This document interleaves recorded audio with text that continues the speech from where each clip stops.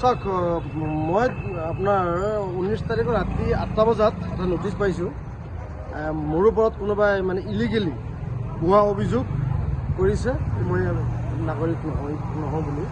তাৰপিছত মই গুৱাহাটীত আছিলোঁ, মই লৰালৰিকৈ আহিলোঁ, আহি পেলাই যোৱাকালি মই 20 তাৰিখত হেয়াৰিঙত উপস্থিত হ'লোঁ তেলাহী ব্লকত। তাত গৈ পেলাই মই যিটো নটিচটো মই দেখিলোঁ, নটিচত এজন মানুহ তাৰ নাম দুলাল হাজৰিকা, সন অফ মুক্তিনাথ হাজৰিকা, তেওঁ মোৰ ওপৰত অভিযোগ লগাইছে। কিন্তু যেতিয়া মই হেয়াৰিঙত গ'লোঁ কোনো অভিযোগকাৰী তাত নাপালোঁ। মই বিচাৰোঁতে কোনো অভিযোগকাৰী নাই। আৰু যেনেধৰণে হেয়াৰিঙৰ যিটো ছিষ্টেম, তাত কোনো ছিষ্টেমেটিক কোনো কাম হোৱা নাই, একদম নাটকৰ বাহিৰে একো নাই। তাত খালি মানুহবিলাকক হাৰাশাস্তিৰ বাহিৰে একো কৰা নাই।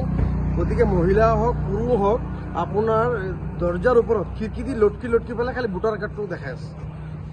যদি আপোনালোকে প্ৰকৃততে হিয়াৰিং কৰিব বিচাৰিছে, মানুহৰ ওপৰত যেতিয়া নেকি অবজেকশ্যন লগাইছে, তেওঁলোকে কোনোবাই মৰি গৈছে, কোনোবাই নাগৰিক নহয় বুলি, নাগৰিকত্ব প্ৰমাণ দিবলৈ কাৰণে যিখিনি ডকুমেণ্টছৰ প্ৰয়োজন থাকে এজন মানুহৰ, প্ৰায়বোৰ মানুহে লৈ গৈছে। কিন্তু সেই ডকুমেণ্টছবোৰ কিয় চোৱা নাই?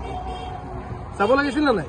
গতিকে আপোনালোকে খিৰিকী দি ওপৰত ভোটাৰ কাৰ্ডটো দেখি পেলাই কিছুমানৰ চহী লৈছে, কিছুমানৰ লোৱা নাই, তাত একচেপ্ট নে ৰিজেক্ট কি লিখি আছে একো ধৰিব পৰা নাই। এইটো কেনেধৰণৰ কথা? গতিকে এই অসমৰ ধৰ্মীয় সংখ্যালঘু মানুহবিলাকক হাৰাশাস্তি দিয়াৰ বাহিৰে আৰু একো নাই। মই দুলাল হাজৰিকাৰ বিৰুদ্ধে আজি মই FIR দাখিল কৰিছোঁ। মই তাৰ পাছত গৈ পেলাই জেগাত গৈ গম পাওঁ যে এইজন মানুহে 500 মানুহ নাওবৈচা সমষ্টিৰ 500 মানুহৰ ওপৰত ভুৱা অবজেকশ্যন লগাইছে ঘৰত বহি। গতিকে মুখ্যমন্ত্ৰী ডাঙৰীয়াই কৈছিল যে যিবোৰ মানুহৰ ওপৰত সন্দেহ হয় BLA বিলাককহে দায়িত্ব দিছিল যে BLA বিলাকে অবজেকশ্যন কৰিব পাৰে।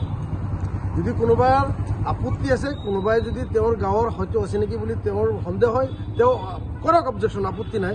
এজন মানুহে এজন মানুহৰ এগেইনষ্টে কৰক বা 10জনে কৰক, এজন মানুহে 500 মানুহৰ ওপৰত অবজেকশ্যন কৰিব পাৰে নেকি? গতিকে মই তেওঁৰ এগেইনষ্টত বিহপুৰীয়া আৰক্ষী থানাত মই এটা এজাহাৰ দাখিল কৰিছোঁ।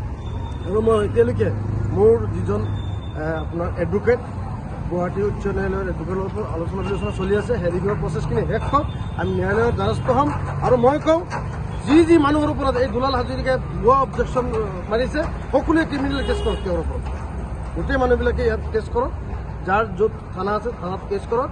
তাৰপাছত আইনী প্ৰক্ৰিয়াৰে আইনীৰ আপোনাৰ কাঠগড়াত খাৰা কৰিবলৈ কাৰণে আমি ৰেডি আছোঁ।